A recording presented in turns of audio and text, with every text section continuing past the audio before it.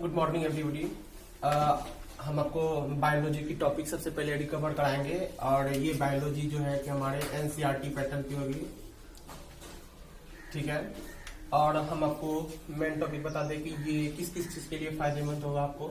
ये 12th में आपको फायदेमंद होगा, 10th में फायदेमंद होगा, एसआई के लिए, एनटीपीसी के लिए। और ये पूरी की पूरी टॉपिक जो है एनसीईआरटी बेसिस पे रिकवर कराएंगे आपको। तो चलिए हम शुरू करते हैं। तो थोड़ा मोड़ा आपको इंट्रो दे दें जो कि आप लोगों को पहले से ही पता होगा, क्योंकि आजकल किसी भी संस्था में जाएंगे तो सबसे पहले साइंस के बारे में अगर बायोलॉजी टॉपिक स्टार्ट होगा तो दो ही चीज बताएंगे कि बायोलॉजी में दो पार्ट होते हैं, एक जूलॉजी जिसे जंतु विज्ञान कहते हैं और दूसरा पार्ट बॉटनी जिसे कि ये वनस्पति विज्ञान कहते हैं, ठीक है। तो ये जो हम टॉपिक रिकवर करेंगे, सबसे पहले जूलॉजी की टॉपिक रिकवर करेंगे, उसके बाद हम बॉटनी की ओर चलेंगे। तो जूलॉजी में जो टॉपिक है आपको चैप्टर वाइज हम आपको रिकवर कराते जाएंगे। तो चलिए आज का टॉपिक हम जो शुरू करने जा रहे हैं, डाइजेस्टिव सिस्टम, पाचन एवं अवशोषण, ठीक है। तो सबसे पहले पाचन पढ़ाने से पहले आपको हम एक बात बता दें कि भोजन, सबसे पहले ये एक इम्पोर्टेंट चीज है कि कोई भी जीव होता है, जितने भी सजीव है, सभी को जीने के लिए भोजन की आवश्यकता होती है। सभी को, हर जीव को, मतलब जितने भी सजीव है सबको जीने के लिए भोजन की ही आवश्यकता होती है। अगर घुरा फिरा के अगर बात करें तो निर्जीव को भी जीने के लिए भोजन की आवश्यकता होती है। उसका भोजन ये नहीं होता। मैं आपको एग्जाम्पल बता दूं, अगर गाड़ी, अगर उसको आप तेल नहीं दीजिएगा तो वो नहीं चलेगा, क्योंकि गाड़ी का भोजन तेल है। पंखा वो इलेक्ट्रिक से चलता है, इलेक्ट्रिक उनका भोजन है। इसी प्रकार हमारा भोजन क्या है, जो हम लोग लेते हैं। और भोजन, क्योंकि हमारे शरीर में न्यूट्रिशन जरूरी है, हम लोगों को एनर्जी मिलता है न्यूट्रिशन, तो उसके लिए फैट, प्रोटीन, इन सब की आवश्यकता, ये डायरेक्टली हम लोग नहीं लेते हैं। तो ये सब जो होता है कि हम लोग प्लांट के माध्यम से लेते हैं, ठीक है, प्राण के माध्यम से लेते हैं, जिसको हम लोग ऑटोट्रॉप्स भी कहते हैं, ठीक है। तो अब डायरेक्ट हम टॉपिक पे आ जाते हैं, भोजन। तो भोजन जो हम लेते हैं, ठीक है, भोजन क्या है? भोजन एक जटिल चीज है। क्या है? भोजन एक जटिल पदार्थ है, ठीक है। ये एक जटिल पदार्थ है और इसका ब्रेक होता है, यानी ये टूटता है, ये बहुत सरल भागों में टूटता है। और ये सरल भागों में टूटता है और टूट के इससे फैट, प्रोटीन, ये सब जो होता है, इससे हमारे शरीर में जो भी जिस पार्ट में जिस चीज की जरूरत होती है वहां पे चली जाती है। तो अब आते हैं, हम देखते हैं यहाँ पे कि चूंकि हम पाचन पढ़ रहे हैं, तो पाचन जो है ये प्रोसेस क्या है? पाचन एक प्रोसेस है। पाचन क्या है? ये प्रक्रिया है। पाचन एक प्रक्रिया है। दो प्रकार की प्रक्रिया होती है पाचन में, एक रासायनिक प्रक्रिया और यांत्रिक प्रक्रिया। सबसे पहली बात आपको समझाते हैं, रासायनिक प्रक्रिया क्यों बोले इसको? क्योंकि पाचन में जितने भी फैक्टर की आवश्यकता होती है वो सारे रसायन होते हैं, सारे केमिकल होते हैं, ना कि फिजिकल फैक्टर होते हैं। तो केमिकल फैक्टर होते हैं जो हमारे शरीर में पाचन में मदद करता है। एक एग्जांपल बता देते हैं, ये क्या है? आपको क्या दिख रहा है? ये सॉलिड दिख रहा है क्या, या इलेक्ट्रिक वाला कोई चीज दिख रहा है? ये केमिकल है, क्योंकि हाइड्रोजन क्लोरिक एसिड ये क्या है? ये केमिकल है, ठीक है। इसीलिए हम बताएं कि रासायनिक फैक्टर, एंजाइम वगैरह वो भी केमिकल फैक्टर है। अब यांत्रिकी क्यों बोले? आप तो पूछेंगे कि ये तो फिजिक्स में भी देखे हुए। यांत्रिकी का मतलब आप फिजिक्स में पढ़े हुए हैं कि यांत्रिक ऊर्जा को विद्युत ऊर्जा में बदलते हैं। यानी यांत्रिक यानी कोई भी रासायनिक ऊर्जा को जब हम लोग, यानी रासायनिक चीज को ऊर्जा में कन्वर्ट कर देते हैं, ठीक है। यानी हम लोग फैट लेते हैं, ये फिर प्रोटीन लेते हैं, इन सब चीजों को क्या करता है, ये रासायनिक चीज को यांत्रिक में बदल देता है, यानी ऊर्जा में टूट जाता है। और ये ऊर्जा हमारे शरीर में मिलती है और हम लोग अपना काम कर सकते हैं, ठीक है। तो अब बात करते हैं कि पाचन जो होता है आहार नाल और सहायक ग्रंथि से मिलकर बना होता है। यानी ये पूरा फैक्टर जो है हमारे शरीर में काम में आता है, यानी आहार नाल और सहायक ग्रंथि। आहार नाल अगर नहीं होगा तो सहायक ग्रंथि का कोई लेना देना नहीं, सहायक ग्रंथि नहीं है तो आहार नाल का कोई लेना देना नहीं, ठीक है। अब बात करते हैं आहार नाल। पहले ये हम रिकवर कर लेते हैं आहार नाल। आहार नाल जो होता है प्रारंभ कहां से होता है, स्टार्ट कहां से होता है? तो अगर हम अपनी बॉडी की बात करें तो यह मान लीजिए माउथ बना रहे हैं, ठीक है, ये माउथ हो गया।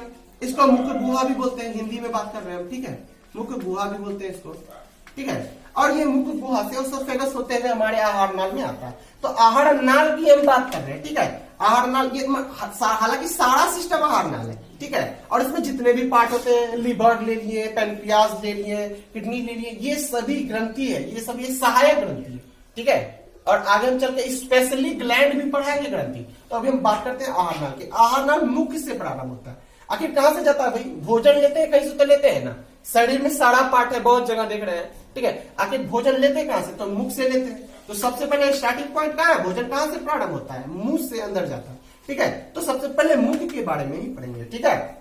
और निकलता कहां से, एक टॉपिक बता देते हैं, जैसे पश्च गुहा से निकलता है, ठीक है। पश्च गुहा से खुलता है, यानी मल के रूप में बाहर निकलता है। आहार नाल मुख गुहा से प्रारंभ होता है और पश्च गुहा से होते हुए ये समाप्त होता है, ठीक है। अब देखते हैं मुख की बात करते हैं। मुख में सबसे पहले मुख में क्या क्या चीज है जो कि मदद करता है। सबसे पहली बात जो स्टार्ट होती है, सबसे पहली बात क्या स्टार्ट होती है, सबसे पहले भोजन लेने के बाद क्या करते हैं, निगल जाते हैं, नहीं, सबसे पहले भोजन लेने के बाद उसको चबाते हैं। तो सबसे पहली चीज आपको क्या मिलती है, दांत। तो मुख गुहा में सबसे पहली चीज पढ़ेंगे हम लोग दांत। क्या पढ़ेंगे, सबसे पहली चीज हम लोग दांत, ठीक है। और उसके बाद फिर दांत होता है, ठीक है। उसके बाद कुछ सैलिवरी ग्लैंड भी होते हैं, सैलिवरी ग्लैंड भी होते हैं, ठीक है, वो भी हम पढ़ेंगे। सैलिवरी ग्लैंड जो होता है 4 टाइप के होते हैं, वो भी हम आपको बताएंगे, ठीक है। तो अभी आगे चलते हैं नेक्स्ट टॉपिक में, यानी दांत की ओर चलते हैं। दांत के बारे में आपको पूरा डिटेल बताते हैं। दांत, अब दांत के बारे में बताते हैं, ठीक है। स्तनधारियों के जीवन काल में 2 तरह के दांत होते हैं, यानी स्तनधारियों की बात करते हैं, जानवरों की बात बाद में करेंगे, हालांकि उसके बारे में बताएंगे इसमें कितने दांत होते हैं, ठीक है। स्तनधारियों के जीवन काल में 2 तरह के दांत होते हैं, 2 तरह के, 2 टाइप नहीं बता रहे हम, ठीक है, 2 प्रकार नहीं बता, 2 तरह के दांत। 2 तरह के दांत मतलब एक अस्थायी दांत और एक स्थायी दांत। अस्थायी मतलब क्या होता है, टेम्पोररी, यानी जो आता है लेकिन कुछ समय के लिए आता है, परमानेंटली नहीं, ठीक है, कुछ समय। हालांकि कोई भी दांत परमानेंटली नहीं होता, बूढ़ा होने के बाद वो भी दांत झड़ ही जाता है। तो फिलहाल अगर अस्थायी की बात करें, अस्थायी की, तो जिसे हम दूध के दांत भी बोलते हैं, ये आपको बच्चों में मिलेगा, ठीक है। जानते भी होंगे कि बच्चों में दांत होता है। और एक चीज लिख दिए कि प्रीमोलर बच्चों में एब्सेंट होता है, वो आगे चल के आपको हम इसके बारे में डिटेल से बताते हैं, ठीक है। और बच्चों में जो होते हैं ये भी बता देते हैं कि 20 दांत ही बच्चों में होते हैं, ठीक है, दूध के दांत, जो कि अस्थायी रूप से आते हैं और कुछ सालों के बाद ये टूट जाते हैं। फिर उसके बाद वयस्क में दांत, अगर वयस्क में दांतों की संख्या बात करें तो 32 दांत होते हैं वयस्क में, ठीक है। वयस्क दांत के टाइप की अगर बात करते हैं तो 4 प्रकार के टाइप होते हैं, आप लोग 7 क्लास से ही पढ़ के आ रहे होंगे। इंसिसोर, कैनिन, प्रीमोलर, मोलर, ये 4 प्रकार के दांत होते हैं, जिसके बारे में हम फिर अभी डिटेल से आपको बताएंगे कि इंसिसोर का क्या काम है, कितने टाइप होते हैं, कैनिन है, दांत का सूत्र क्या है, इन सब चीजों के बारे में हम नेक्स्ट टॉपिक में देखते हैं, ठीक है। तो देखते हैं हम इंसिसोर, प्रीमोलर के बारे में, ठीक है। तो टाइप के बारे में हम बता रहे थे, तो इंसिसोर, कैनिन और प्रीमोलर और मोलर 7 क्लास में आप लोग पढ़ चुके होंगे, इसीलिए ये टाइप के बारे में हम बताते हैं डायरेक्टली, ठीक है। इंसिसोर ये जो होता है इसे हम नोज टीथ भी कहते हैं, ठीक है, इसे हम नोज टीथ भी कहते हैं। और इसका काम क्या होता है ये आप प्रॉपरली जानते होंगे कि भोजन जब काटने या फटने का काम करते हैं जो है ना, तो उसमें इंसिसोर का काम आता है, ठीक है। ये जो है इंसिसोर जो हमारे दांतों में होता है वो किसी भी भोजन को काटने का काम करता है। और इसकी संख्या की बात करें तो ये 4 और +4 8 होता है, ठीक है, इसकी संख्या 8 होती है। और ये इंसिसोर की प्रॉपर्टी अगर बात करें तो शाकाहारी जानवरों में ये चौड़ा होता है, ठीक है, शाकाहारी जानवरों में ये चौड़ा होता है, ठीक। अब कैनिन की बात करते हैं, इसे आई टीथ कहते हैं। जिस प्रकार इंसिसोर को नोज टीथ बोलते थे, कैनिन को क्या बोलते हैं, आई टीथ बोलते हैं, ठीक है। अब जिस प्रकार उसका काम क्या था, उसका काम ये था कि ये काटने का काम करता था, ठीक है। और कैनिन का क्या काम है, ये चिड़ने फाड़ने का काम करता है। चिड़ने फाड़ने का काम, जैसे कि आपने शेर को देखा होगा, मोटी मोटी चमड़े वाले जानवर को किस प्रकार आसानी से फाड़ लेता है। अगर आपको सिंपली बोले अपने दांत से कच्चे मांस को चबाने के लिए आप नहीं चबा पाएंगे, लेकिन कोई भी शाकाहारी मांसाहारी जानवर जो होता है वो आसानी से चबा सकता है, क्योंकि उसका जो होता है ये कैनिन वो बहुत ही नुकीला होता है। यहाँ देखिए लिखा हुआ भी बहुत ही नुकीला होता है, इसके कारण उसको चिरने फाड़ने में बहुत ही आसानी होती है। आपने बहुत सारे चैनलों में दिखाते हैं कि शेर आसानी से मोटे जानवर, चमड़ी वाले जानवर को आसानी से फाड़ते हैं, ठीक है। अब संख्या की बात करें तो इसकी संख्या 2 + 2 4 होता है, ठीक है। अब आते हैं प्रीमोलर की ओर, ठीक है, इसे चिक टीथ भी कहते हैं, ठीक है, इसे चिक टीथ भी कहते हैं। और ये बच्चों में खास करके एब्सेंट होता है, मतलब ना के बराबर, ये बच्चों में नहीं होता है, ठीक है। अब वयस्क में होता है, ये वयस्क की बात करते हैं। वयस्क में इसकी संख्या की अगर बात करें तो संख्या इसकी 4 + 4 8 होता है, ठीक है। अब कार्य की बात करें इंसिसोर के बारे में, अच्छा मेरे साथ आप पीछे रिवीजन कीजिए, ठीक है। इंसिसोर को नोज टीथ कहते हैं, कैनिन को आई टीथ कहते हैं, प्रीमोलर को चिक टीथ कहते हैं। इंसिसोर भोजन काटने का काम करता है, कैनिन चिड़ने फाड़ने का काम करता है, ठीक है। और प्रीमोलर क्या करता है, ये चबाने का काम करता है। ये किस चीज का काम करता है, चबाने का काम करता है, ठीक है। कोई चीज हम लोग जब मुंह में लेते हैं तो पहले क्या करते हैं, उसको डायरेक्टली निकल जाते हैं, नहीं उसको पहले चबाते हैं अच्छे से, ठीक है। उसके बाद उसके चबाने के साथ साथ जब वो छोटा छोटा पीस हो जाता है और उसमें सलाइवा लग जाता है, उसके माध्यम से हम उसको निगल लेते हैं और वो आसानी से पाइप के जरिए, गला के जरिए हमारे आहार नाल में चला जाता है, ठीक है। तो ये जान गए। अब आते हैं मोलर की बात करते हैं, ठीक है। अब इसको क्या बोलते हैं, विजडम टीथ। क्या बोलते हैं, विजडम टीथ बोलते हैं, ठीक है। अब मोलर की बात करें तो ये काम क्या होता है, इसका भी सेम काम होता है, सेम थिंग, यानी भोजन चबाना, ठीक है। हाँ, संख्या की अगर बात करें तो मोलर और सब दांत की अपेक्षा मोलर सबसे ज्यादा होता है। देख सकते हैं 6 + 6 12, इसकी संख्या 12 होती है। इसकी संख्या दांतों में 32 दांत में सबसे अधिक मोलर की संख्या होती है, ठीक है। तो चलते हैं हम लोग नेक्स्ट टॉपिक की ओर। एक बार आप हमारे साथ पीछे पीछे रिवीजन कीजिए, बताइए आप लोग बिना देखे बोलिए, इंसिसोर की संख्या और कैनिन की संख्या, प्रीमोलर की संख्या, मोलर की संख्या, इंसिसोर का काम बताइए, कैनिन का काम बताइए, प्रीमोलर का काम बताइए, मोलर का काम बताइए। बताइए ऐसा कौन सा दांत है, यानी कौन से दांत का टाइप है जिसमें सबसे ज्यादा दांत की संख्या होती है। नेक्स्ट, अच्छा बताइए कौन सा दांत नुकीला होता है और कौन सा दांत मांसाहारी में पाया जाता है, दोनों बताइए हमारे कमेंट सेक्शन में, आप बताइए दोनों दांत, ठीक है। चलते हैं नेक्स्ट टॉपिक की ओर। हमें लगता है आपको ये बहुत अच्छे से समझ आ गया होगा। नेक्स्ट टॉपिक की ओर चलते हैं।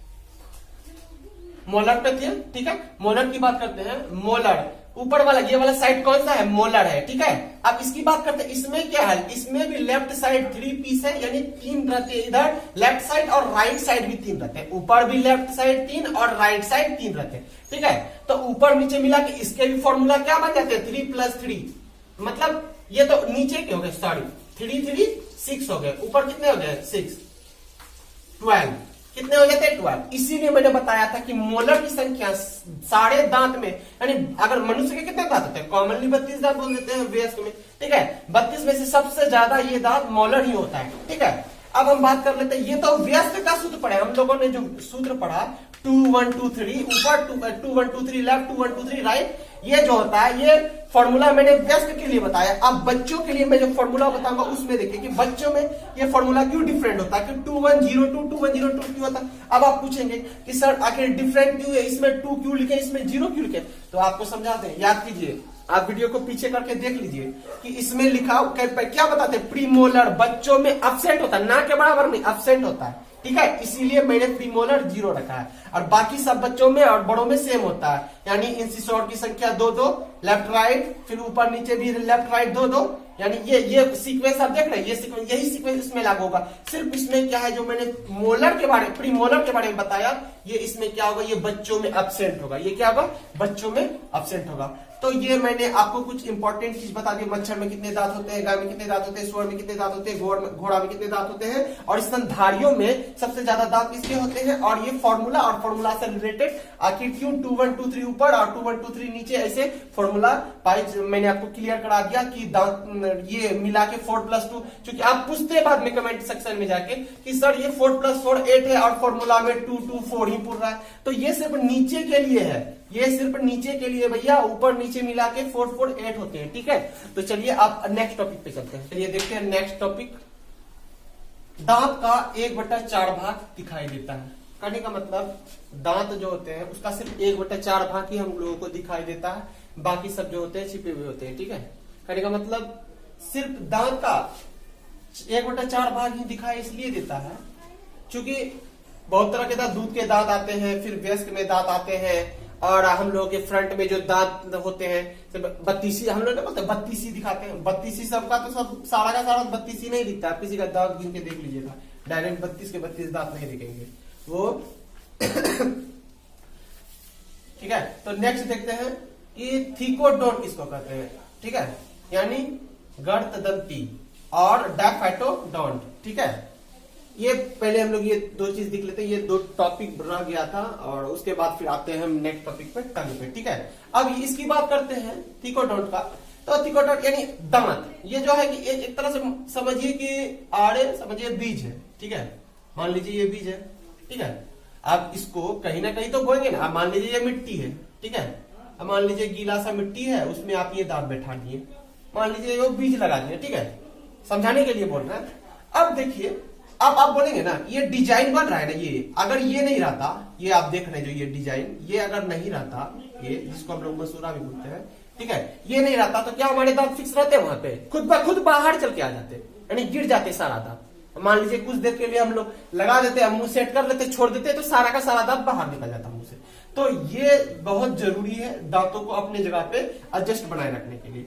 तो ये सिस्टम जो है ये क्या कहलाता है, यही थिकोडोंट कहलाता है, ठीक है। ये थिकोडोंट कहलाता है। इसी के जरिए ये दांत जो होते हैं कि अपने अपने जगह पे ये एडजस्ट होते हैं, ठीक है। अब ये बात करते हैं डायफाइटोडोंट। आपको हम अभी जस्ट बताए बच्चों के दांत, बड़ों के दांत, यानी दूध के दांत बताए थे अभी आपको, और वयस्क दांत, वयस्क दांत बताए थे, ठीक है। ये दूध का दांत आना अस्थायी रूप से, फिर वो टूटना, फिर वयस्क दांत आना, ठीक है। ये प्रोसेस, ये जो दांतों का ये जो नियम है, ये जो प्रोसेस है, यही थिको डायफाइटोडोंट कहलाता है। डाय मतलब दो बार, डाय मतलब दो, अगर इसको तोड़ते हैं, डाय मतलब क्या होता है, दो बार, दो बार दांतों का आना, ठीक है, दो बार दांतों का आना। ये प्रोसेस जो होता है, दांत टूटे दूध वाले और फिर वयस्क वाले दांत आए, तो ये जो होता है यही डायफाइटोडोंट कहलाता है। अब नेक्स्ट टॉपिक पे आते हैं, जीभ पे। ये काफी सिंपल सा, हालांकि इसको हम आगे चल के भी एक टॉपिक आएगा सेंस ऑर्गन, ठीक है, उसमें हम आपको बताएंगे। फिर भी आपको थोड़ा बहुत हम उसके बारे में डिटेल से बता देते हैं, ठीक है। चलिए देखते हैं जीभ। जीभ जो होता है,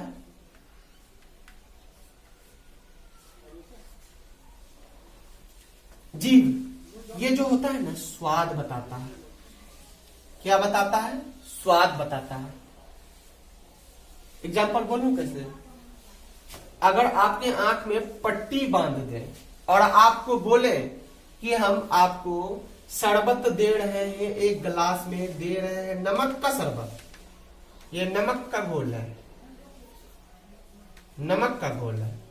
आपका आंख में पट्टी लगा हुआ, आप देख भी नहीं रहे, आपको पिला दी, आप बता देंगे कि नमक का नहीं, ये चीनी का घोल है। तो ये आप कैसे बताएं, यानी स्वाद के लिए आंख की जरूरत नहीं होती है, स्वाद के लिए जीभ की जरूरत होती है। जीभ एक ऐसा सिस्टम है हमारे शरीर में जो किसी भी स्वाद को बता देता है, ये मीठा है, ये नमकीन है, ये फिर खट्टा है या फिर तीखा है, ये सारा कौन बता देता है, जीभ बता देता है, ठीक है। जीभ में बहुत सारे रिसेप्टर होते हैं जो कि बता देता है कौन कौन से टेस्ट होते हैं, ठीक है। आपको बता दें, मान लीजिए ये जीभ है, ठीक है, ये बीच वाला भाग जो होती है, ये बीच वाला, ये कुछ नहीं करता, बेकार है, ये टेस्ट वेस्ट को नहीं बताता, ठीक है। अब ये पीछे का बात करते हैं, पीछे का ये बस यही काम है जो कि आपको अच्छे से बताता है, ठीक है, यही काम आपको जो अच्छे से बताता है। एक मिनट अच्छे से बना लेते हैं।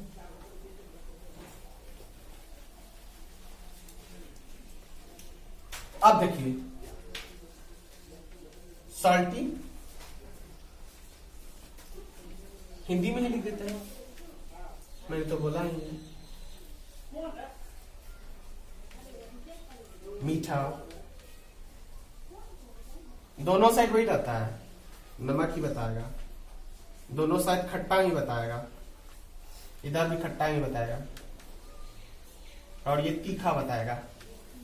तीखा मतलब समझते हैं, ज्यादा मिर्ची खा लेते हैं, यही पता चलता है, ठीक है। अब देखिए, हाथ में चीनी ले लीजिए, तो आप क्या करेंगे, ये वाला जीभ बैठा के उसमें देखेंगे कि क्या है, चीनी है, मीठा है, नमकीन है, आप कैसे लगाते हैं, ये लगाते हैं, इससे आपको पता चलता है, यही रिसेप्टर होता है जो आपको बताता है कि कोई भी चीज खाने वाली मीठी होती है या नमकीन होती है, ठीक है। और ये साइड वाला देख रहा है, ये साइड वाला यही पार्ट होता है जो बताएगा आपको कि कोई चीज नमकीन है या फिर मीठा है। तो ठीक है, ये बताएगा आपको कि ये नमकीन है, ठीक है। और ये वाला जो पार्ट होता है ये आपको बताएगा कि कोई चीज खट्टा है, ठीक है। दोनों साइड में ये बताएगा आपको, कोई चीज खा लेते हैं खट्टा तो यही आपको बताएगा कि ये चीज खट्टा है। और पीछे मिर्ची के ये जो होता है, कोई चीज तीखा खा लिए तो उसके बारे में कौन बताएगा, ये वाला पार्ट आपको बताएगा कि मीठा है या खट्टा है या तीखा है, ठीक है। तो ये वाला पार्ट आपको बताएगा। तो जीभ के बारे में आप डायग्राम अपने मतलब जीभ डायग्राम को अपने मन में बसा लीजिए। डायग्राम जो है आपको रटने की जरूरत नहीं है, बस आप जान लीजिए डायग्राम में बस 4 पार्ट है, तो ये 5 पार्ट है, ठीक है, 6 पार्ट है, ठीक है। 1 2 3 4 मतलब 5, अगर नॉर्मली सिर्फ याद रखना है तो 1 2 3 4 पार्ट याद रखना है। बस याद रखना है कि आगे वाला मीठा बताएगा, साइड वाला, आगे का साइड वाला सॉल्टी होगा यानी नमक बताएगा, नमकीन है, ठीक है। बीच वाला कुछ नहीं बताएगा, समझो बीच यानी खाली, बीच में कुछ नहीं है। ये पीछे वाला बताएगा आपको कि तीखा टेस्ट है, ठीक है। तो वीडियो बहुत लंबी हो चुकी है, ये चूंकि फर्स्ट वीडियो है तो आज हम इतना ही रखेंगे। और नेक्स्ट वीडियो में ये टॉपिक ये डाइजेस्टिव सिस्टम आगे चलती रहेगी।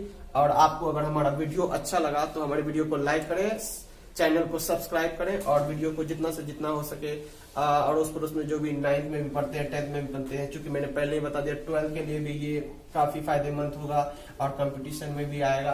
और ठीक है, तो वीडियो हमारा देखते रहिए, मिलते हैं नेक्स्ट वीडियो में।